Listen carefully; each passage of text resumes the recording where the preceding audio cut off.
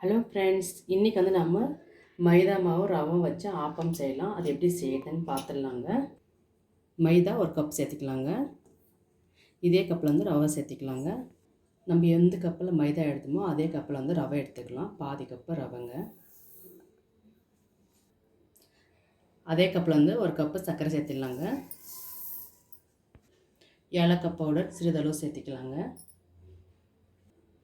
பால் பாதி கப்பு சேர்த்துக்கலாங்க. நல்லா காய விட்டு நான் ஆற விட்டு இருக்கேன். இப்போ இதையும் சேர்த்துடலாம்.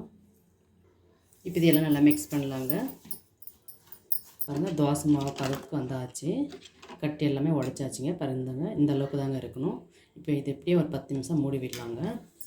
10 நிமிஷம் ஆச்சுங்க. இப்போ ஓப்பன் பண்ணி பார்த்துடலாம். பாருங்கள், நல்லா கட்டியாக வந்துருக்குது. இந்த ரவையில் நல்லா ஊறி இருக்குங்க. எண்ணெய் நல்லா சூடாக இருக்குங்க. ஒரு கண்டியை எடுத்து விடலாங்க.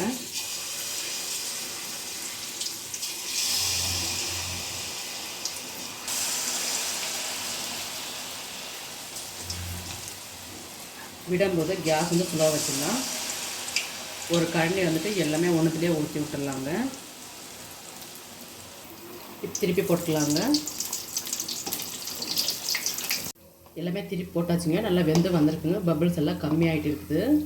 இந்த ஆப்பம் பசங்களுக்கு சாயங்காலம் இது மாதிரி செஞ்சுத்தாங்க. ரொம்பவே சூப்பராக இருக்கும். ரொம்பவே டேஸ்ட்டாக இருக்கும்.